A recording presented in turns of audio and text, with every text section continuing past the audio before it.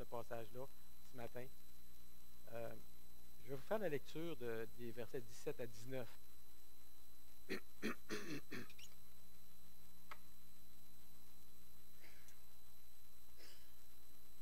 C'est par la foi qu'Abraham offrit Isaac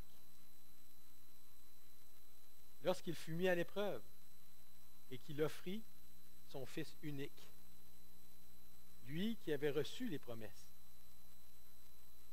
et à qui il avait été dit, en Isaac sera nommé pour toi une postérité. Il pensait que Dieu est puissant même pour ressusciter les morts. Aussi le recouvra-t-il par une sorte de résurrection. Eh bien, vendredi dernier, je suis allé, comme à l'habitude, à la pêche, au AEW.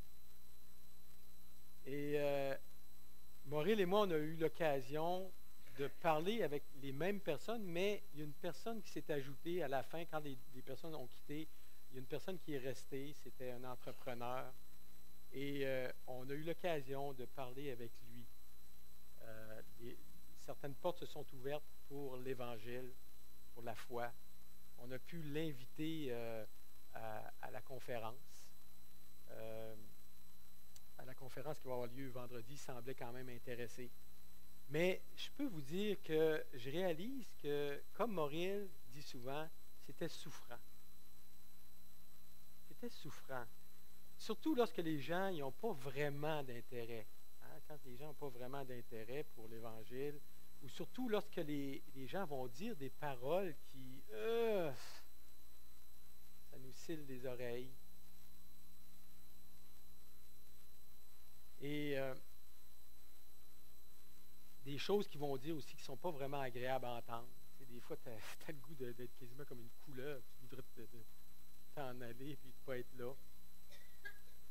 Mais chaque fois, je me dis, ces gens-là, ils ne veulent rien savoir, puis ma tendance naturelle, ça serait de dire, ben, pourquoi je vais là?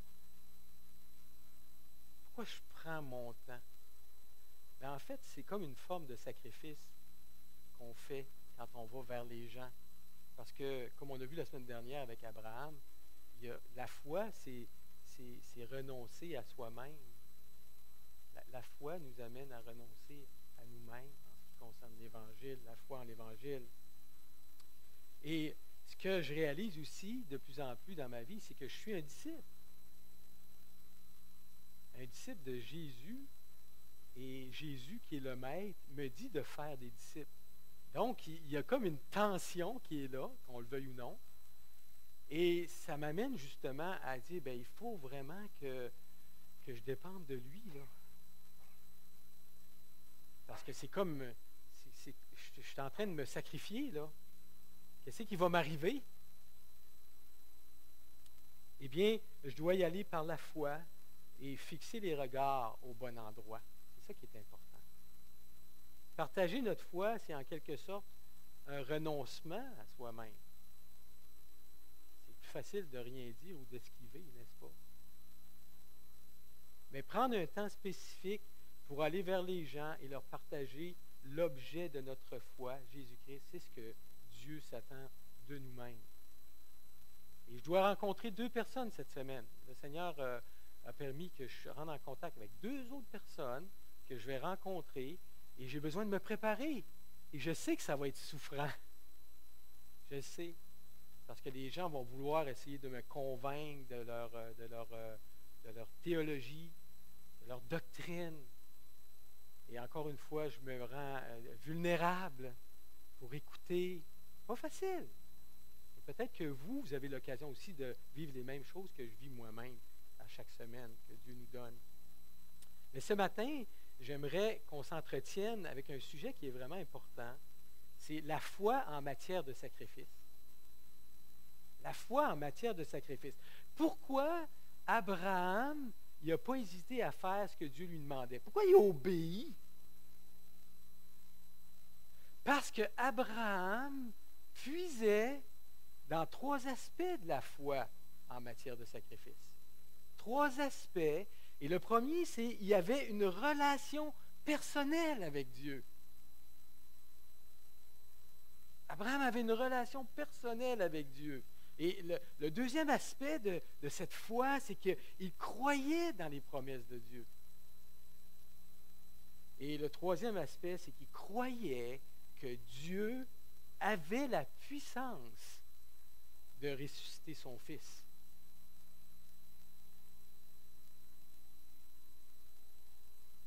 Abraham avait une relation personnelle avec Dieu. Regardez le verset 17.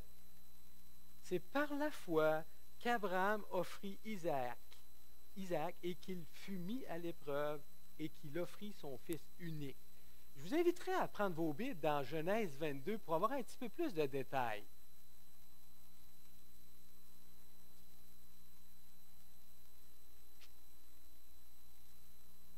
À partir du verset 1 jusqu'au verset 10.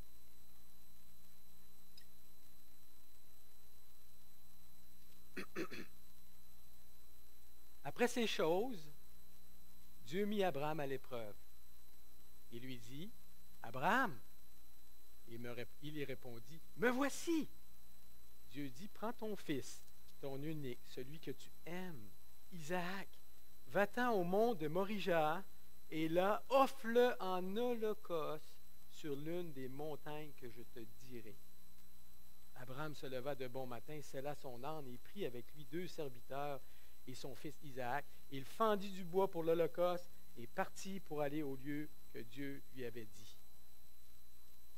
3e jour, Abraham, levant les yeux, vit le lieu de loin. Et Abraham dit à ses serviteurs, « Restez ici avec l'âne. Moi et le jeune homme, Isaac était rendu un jeune homme, nous irons jusque-là pour adorer et nous reviendrons auprès de vous. » Abraham prit le bois pour l'holocauste, le chargea sur son fils Isaac et porta dans sa main le feu et le couteau. Et ils marchèrent tous deux ensemble. Alors Isaac, parlant à Abraham, son père, dit, « Mon père !» Il répondit, « Mais voici mon fils. » Et voici le feu et le bois. Isaac reprit, il dit, « Voici le feu et le bois, mais où est l'agneau pour l'holocauste? » Abraham répondit, « Mon fils, Dieu se pourvoira lui-même de l'agneau pour l'holocauste. » Et ils marchèrent tous deux ensemble. Lorsqu'ils furent arrivés au lieu que Dieu lui avait dit, Abraham y éleva un autel et rangea le bois, et il lia son fils Isaac et le mit sur l'autel par-dessus le bois. Puis Abraham étendit la main et prit le couteau pour égorger son fils. Wow! Là, on a les détails que Hébreu ne mentionne pas. On a des détails assez intéressants de justement ce que Abraham s'apprêtait à faire. Il s'apprêtait à offrir son fils en sacrifice sous l'ordre de Dieu. Dieu lui avait demandé de faire ça. C'est par la foi qu'Abraham offrit son fils Isaac lorsqu'il fut mis à l'épreuve et qu'il offrit son fils unique. L'offrande d'Isaac fut faite par obéissance. Et il ne fut pas mis à l'épreuve en tant que personne, Abraham, mais il a été mis à l'épreuve en tant que croyant. Abraham était un croyant, il était devenu un croyant. Et il y a un commentateur qui a dit ceci un jour qui m'a fait réfléchir ce matin concernant justement en rapport avec la relation que Abraham. Pourquoi Abraham a offert son fils sur l'autel? Abraham avait une relation avec son Dieu. Et il dit, c'était l'une des plus belles expressions de la foi qu'on trouve dans la Bible, l'offrande d'Isaac par Abraham. Car en obéissant au commandement de Dieu qui voulait sacrifier Isaac, Abraham désobéissait au commandement moral de Dieu de ne pas tuer, qui était inscrit dans sa conscience. C'est sûr que dans sa tête, ça a dû faire bizarre. Mettons-nous à la place d'Abraham ce matin. Imaginez qu'on reçoit ce commandement-là de Dieu. Visualisez Dieu venant à vous par une voix. Vous entendez une voix.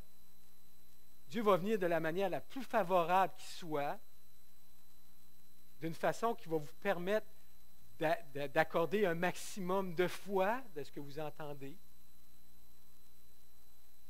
Est-ce que vous allez croire que cela vient de Dieu? Prends ton fils, puis tue-le. Bonne question.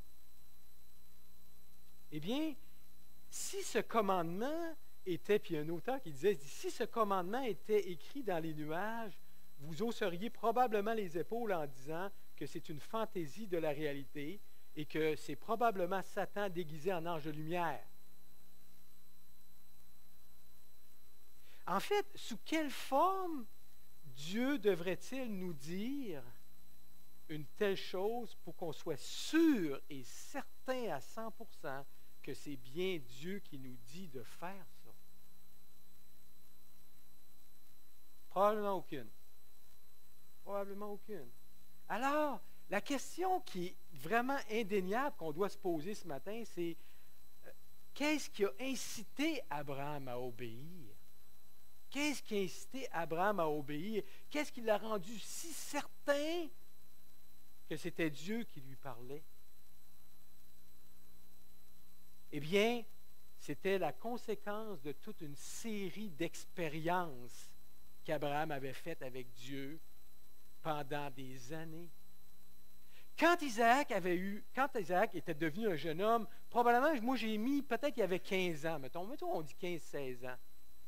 Mais quand Isaac est venu au monde, quel âge Abraham avait? Il avait 100 ans. Donc, ça veut dire que quand il a offert son fils en sacrifice, Abraham avait probablement 115, 116 ans, n'est-ce pas? Approximativement, parce que l'âge d'Isaac n'est pas mentionné lorsque Abraham a fait l'Holocauste.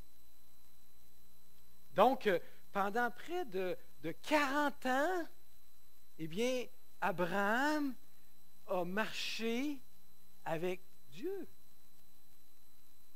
Et dans une marche une marche d'obéissance et d'intégrité, comme on lit dans Genèse, durant toutes ces années, Abraham a appris à faire confiance à Dieu dans les petites choses aussi. Et probablement, puis je suis de plus en plus convaincu, qu'il était devenu habitué à entendre Dieu. Et il n'y avait aucun doute pour lui sur le fait que c'était Dieu qui lui avait donné ce commandement-là. De gravir le mont Morija et d'offrir son fils en sacrifice. Vous savez, la seule manière pour nous, je cite un auteur qui dit, la seule manière de se préparer pour les crises graves de la vie, eh bien, c'est d'apprendre à écouter la voix de Dieu dans les expériences journalières de la marche par la foi. Et vous savez, la marche précédente dans la foi a préparé Abraham à être disposé à offrir son fils.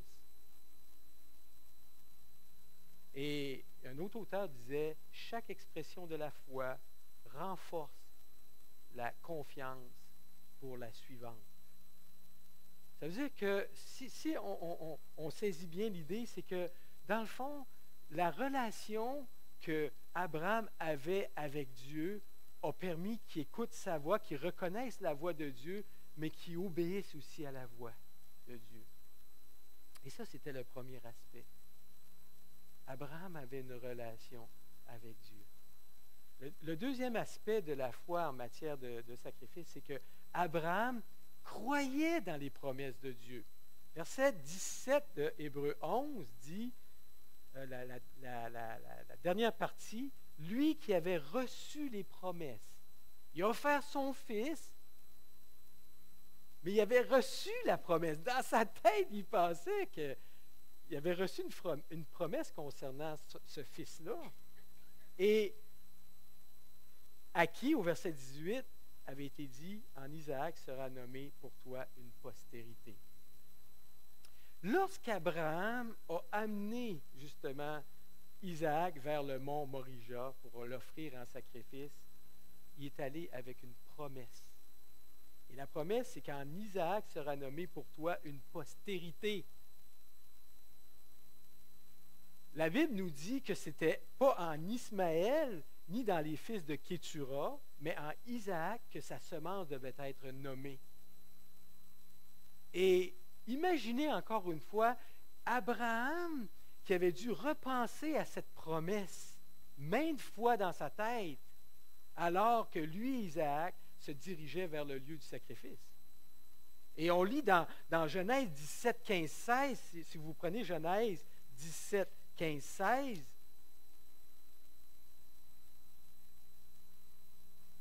et ça, c'est après l'épisode que Abraham et Sarah ont conçu Ismaël.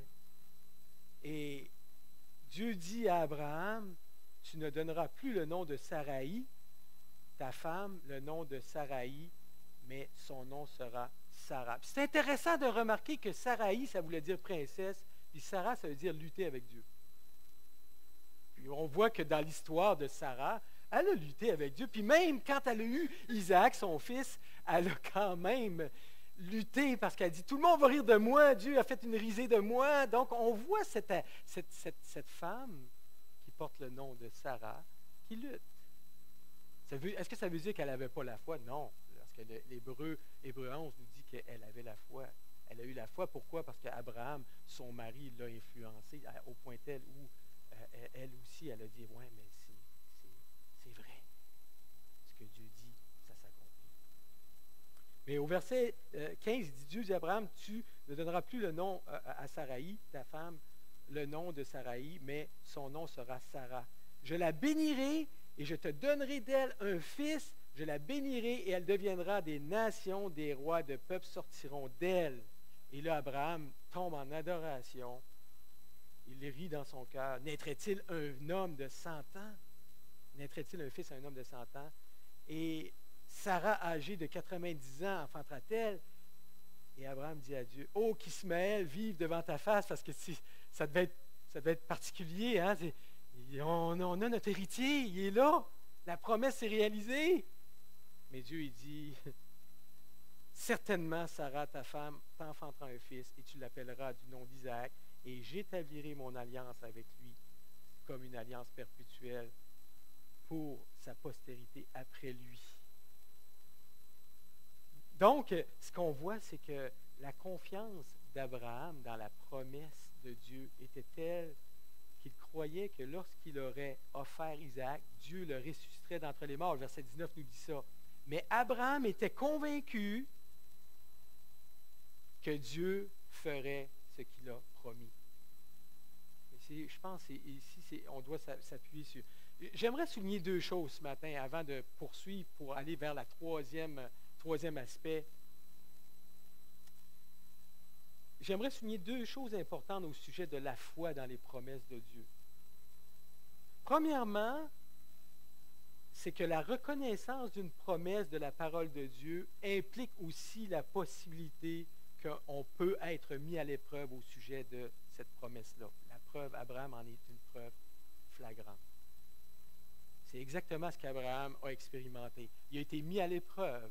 Sa foi a été mise à l'épreuve, malgré le fait qu'il savait qu'il y avait une promesse qui était rattachée à son épreuve. Et le texte de la Genèse nous dit qu'Abraham il a passé le test de la foi. Il a réussi son test. Deuxièmement, c'est que la foi sans les promesses de Dieu. Et là, ici, c'est un point important. Il dit, la foi sans les promesses de Dieu n'est pas du tout de la foi. Elle correspond à quoi? À de la présomption. Les promesses de Dieu sont essentielles pour une marche par la foi. On l'a vu la semaine dernière. On revient sur les promesses. Qu'est-ce qui nous fait bouger? C'est qu'il y a une carotte au bout, là. Dieu fait une promesse, il va l'accomplir et notre foi est vraiment motivée par les promesses que Dieu fait. Et ici, dans le cas d'Abraham, la foi d'Abraham, c'était en matière de sacrifice. C'est qu'il devait obéir à Dieu, offrir un sacrifice à Dieu, mais il pensait aussi à la promesse de Dieu qui allait se réaliser. Mais Dieu lui avait dit. Mettons qu'on prend une illustration suivante. Okay? Une illustration, une situation très hypothétique. On s'en va en avion, on est 2 ou 3 en avion, je suis dans l'avion avec vous, puis à un moment donné, on est à 5000 pieds d'altitude, puis à un moment donné, je vous regarde et je dis, pensez-vous que si je saute en bas, Dieu va m'attraper? Hein? Pensez-vous que Dieu va m'attraper? Et là, je ne vous laisse pas le temps de répondre. Je dis, vous avez donc bien une petite foi, ben regardez-moi bien aller. Je saute en bas. Jusqu'au moment donné où je me rends compte avec horreur que Dieu ne m'a jamais dit qu'il allait m'attraper. Dieu ne m'a jamais dit qu'il allait m'attraper. En fait, ma descente me fait réaliser que Dieu n'a jamais rien dit de cela. Et l'expression de ma foi n'était pas du tout de la foi, c'était de la présomption. Et la présomption, pour ceux qui disent, bon, c'est un gros mot, qu'est-ce que ça veut dire? La présomption, c'est une action de présumer. C'est une opinion qui est fondée seulement sur des indices, des apparences, des commencements de preuves. Donc, vous n'avez que des présomptions, aucune preuve que le juge peut dire. La différence entre les Israélites, et on voit dans Hébreux 11, si vous tournez dans Hébreux 11, Hébreux 11, 29, on voit l'histoire des Israélites et des Égyptiens.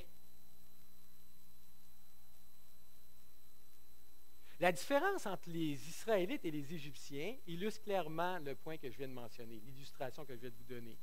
C'est par la foi qu'ils traversèrent, verset 29, c'est par la foi qu'ils traversèrent la mer Rouge en un lieu sec, tandis que les Égyptiens en firent la tentative et furent engloutis. La mer Rouge était ouverte pour les deux, n'est-ce pas? Elle était ouverte pour les deux. C'est sûr qu'on peut penser que Pharaon puis était en colère, Dieu avait dit que je vais endurcir son cœur. Il va endurcir son cœur puis il va poursuivre les... C'est vrai qu'il était animé par une colère, une haine. Mais en même temps, la mer Rouge était ouverte pour les deux, n'est-ce pas? Oui, elle était ouverte pour les deux. Donc, les Israélites avaient une promesse de Dieu et ils l'ont traversée en sécurité. Tandis que les Égyptiens n'en avaient pas, ils l'ont traversée dans la présomption. Ils se sont tous noyés. Dans Hébreux 11, 20, 22, les versets 20 à 22, il dit « La foi dans les promesses est encore illustrée ici dans la vie d'Isaac, de Jacob et de Joseph. Les trois ils ont expérimenté une patience résistante, comme l'avait fait Abraham, et ils furent même plusieurs années à l'extérieur de la terre promise et espérèrent y retourner par la foi. Mais comment cela ça a été possible? Eh bien, ils répondaient par la foi à ce qu'ils avaient, à ce qu'ils savaient concernant Dieu, concernant ce que Dieu avait dit. Comme Abraham, ils avaient une relation avec Dieu et ils s'appuyaient sur ce que Dieu promet. Ce que Dieu promet, il le fait. Ce que Dieu promet, il le fait. Pour nous ce matin, qu'est-ce que ça change pour nous ce matin? Eh bien, on peut accomplir beaucoup de choses ce matin dans la vie sans la foi biblique. C'est vrai, on peut accomplir plusieurs choses dans notre vie de tous les jours sans la foi. Sans s'appuyer sur Dieu, on peut, par exemple, choisir une épouse, on peut décider d'une vocation, on peut faire beaucoup d'argent. Mais il y a toujours le danger d'avoir agi par présomption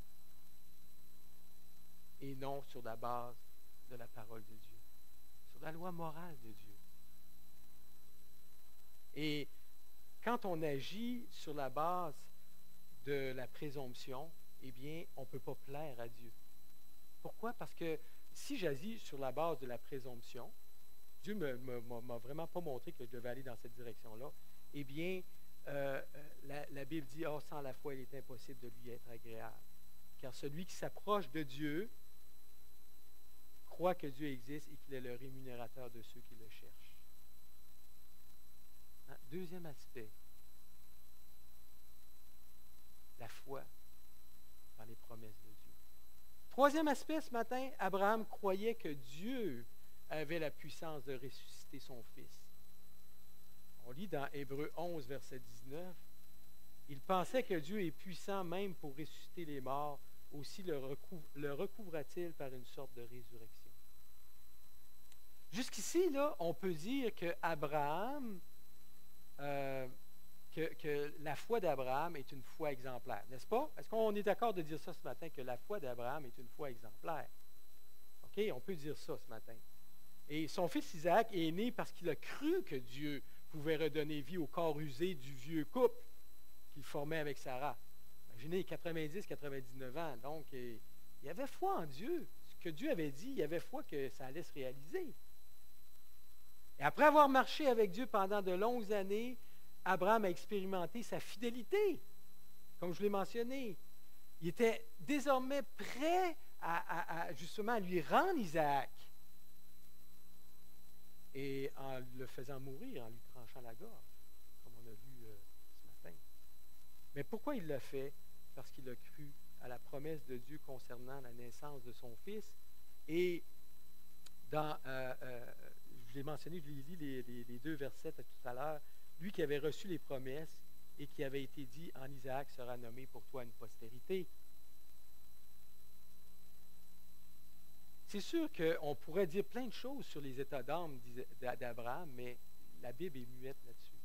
On peut spéculer, dire plein de choses, mais ce qu'on peut dire avec fermeté et avec assurance, c'est que Dieu a parlé, il dit, prends ton fils unique, Isaac, que tu aimes, et va au pays de Morija, là tu l'offriras en sacrifice sur l'une des collines. C'est celle que je t'indiquerai. Et le texte de la Genèse poursuit, dit vraiment ce que Abraham a fait. Aussitôt, Abraham, le lendemain, qui a été ébranlé, on peut s'imaginer, il a probablement été ébranlé, là. Vraiment, on peut supposer qu'il a été ébranlé.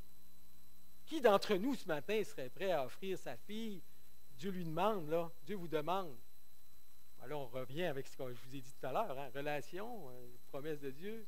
Dieu vous a fait une promesse, est-ce que ça vient vraiment de Dieu? Eh bien, le lendemain, Abraham se leva de grand matin, sella son âne et amena 2 de ses serviteurs, ainsi que son fils, et il fendit du bois pour l'Holocauste, puis il se mit en route en direction de l'endroit où Dieu avait indiqué.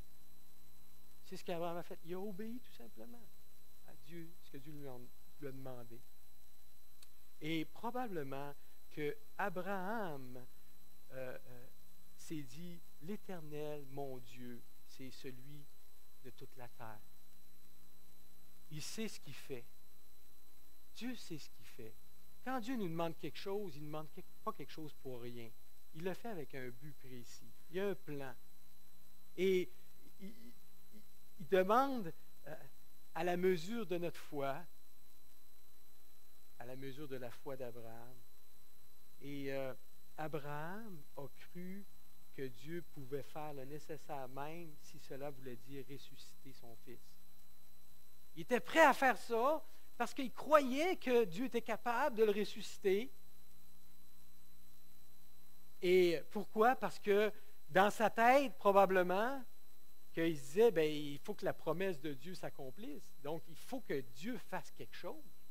Dieu ne peut pas rester comme, si j'offre mon fils, c'est fini. Là, il va dire, va-tu avoir un autre épisode? Il était âgé, il était rendu quand même assez vieux. Abraham croyait que Dieu pouvait ressusciter son fils des morts. Et sa foi était basée sur la connaissance qu'il avait du caractère de Dieu, sur ses promesses, sur sa relation. Abraham croyait vraiment à la puissance créatrice de Dieu. Dans le psaume 33, 9, il dit, « Car il dit, et la chose arrive, il ordonne et elle existe. » Et Jérémie s'est écrié, « Ah, Seigneur éternel, voici tu as fait les cieux et la terre par ta grande puissance, et par ton bras étendu, rien n'est étonnant de ta part. » Et voici, je suis l'Éternel au verset 27 du chapitre 32 de Jérémie. Et voici, je suis le Dieu de toute chair. Y a-t-il rien d'étonnant de ma part? C'est exactement ce qu'il a dit à Sarah. Quand il est venu annoncer à Sarah la naissance miraculeuse d'Isaac, il a annoncé, il dit, y a-t-il rien d'étonnant de la part de moi? Y a-t-il rien d'étonnant? y a-t-il rien qui soit étonnant de la part de l'Éternel? Au temps fixé, je reviendrai vers toi et Sarah, quoi, aura un fils. Vous savez, Paul il a parlé d'Abraham dans plusieurs endroits dans la Bible, mais Paul, dans l'Épître aux Romains, nous parle de la foi qu'Abraham avait en la puissance de Dieu. Et dans Romains 4,17, il dit, « Je t'ai établi père d'un grand nombre de nations. » Il est notre père devant celui auquel il a cru. Abraham a cru Dieu qui donne la vie aux morts et qui appelle les choses qui ne sont point comme si elles étaient. Ça, c'est notre grand Dieu ce matin. En conséquence de cela, Abraham n'a pas hésité une minute. Il a gravi la montagne au mont Morija en compagnie de son fils et dans l'intention de l'offrir en sacrifice à l'Éternel. Et l'Épître aux Hébreux, comme on l'a lu tantôt dans le verset 19, il dit « Son fils lui a été rendu ». C'est une préfiguration, la Bible dit. Ne porte pas, l'ange dit à Abraham, ne porte pas la main sur le garçon, ne lui fais pas de mal, car maintenant je sais que tu révères Dieu, puisque tu n'as pas refusé ton fils unique. En fait, Isaac a été offert, mais pas sacrifié. Il était offert, mais il n'a pas été sacrifié. Il est mort et est revenu à la vie d'une manière virtuelle, qu'on pourrait dire. Pourquoi? Parce que, et ça fait de lui, comme la Bible dit, une préfiguration de la résurrection. On sait comment l'histoire s'est terminée, frères et sœurs, ce matin. Comment s'est terminée cette histoire-là? Eh bien, elle s'est bien terminée. N'empêche que Abraham était bel et bien disposé à sacrifier son fils.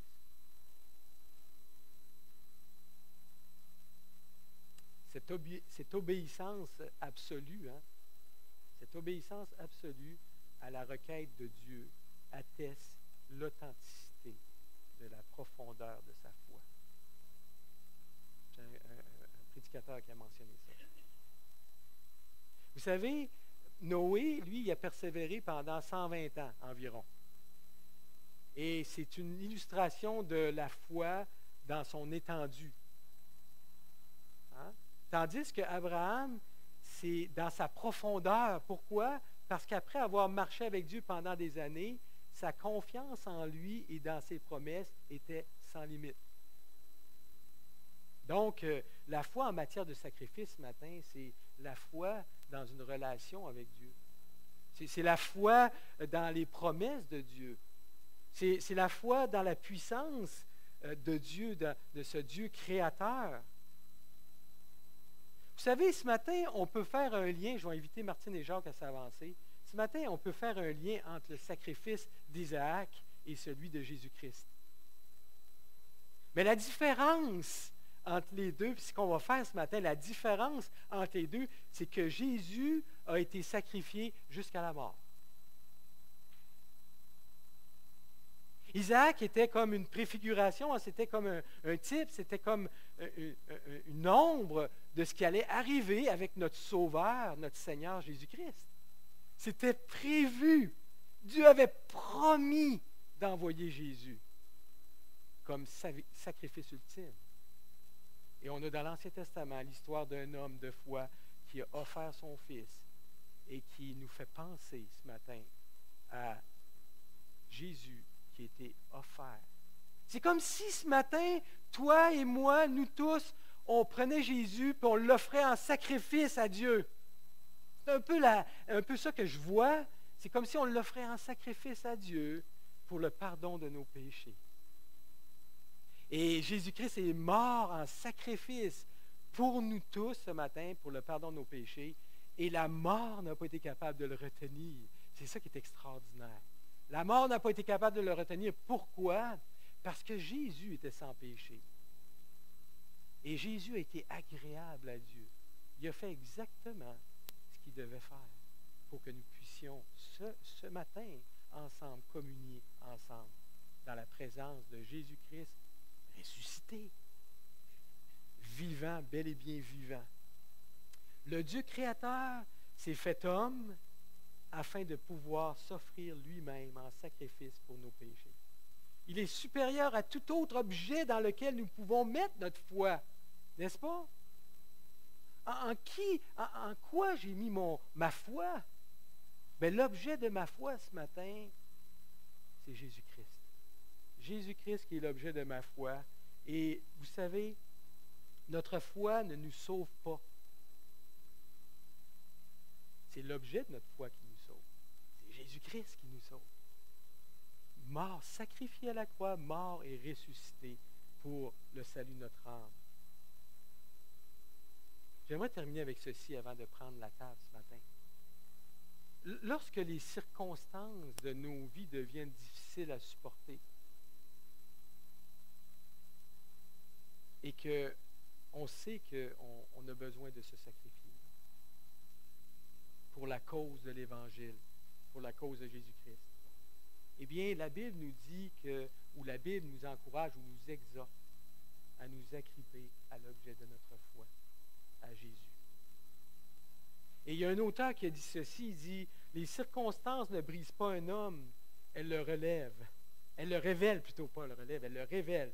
Éprouvées dans la fournaise de l'adversité, les personnes n'ont pas été brisées. En réalité, elles ont été fortifiées. » Et c'est pour ça que ce matin, on prend la table du Seigneur, parce qu'on veut persévérer, on veut se souvenir qui est l'objet de notre foi, frères et sœurs.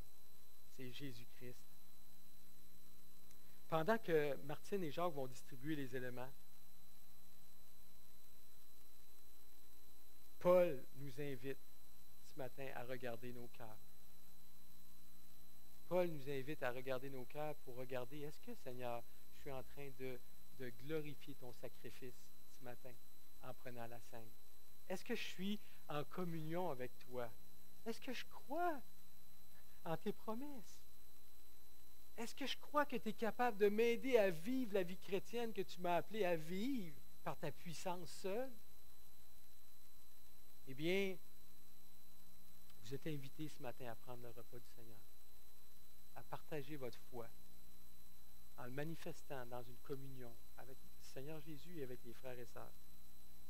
Et pour ceux et celles qui ne sont pas passés par les eaux du baptême ce matin, eh bien, ou que vous n'êtes pas en communion présentement avec le Seigneur à cause d'un différend avec un frère, la Bible nous exhorte dans ces domaines-là, ou avec une sœur, ou un péché non confessé, eh bien, on vous demande de vous abstenir pour ne pas prendre la table d'une manière indigne.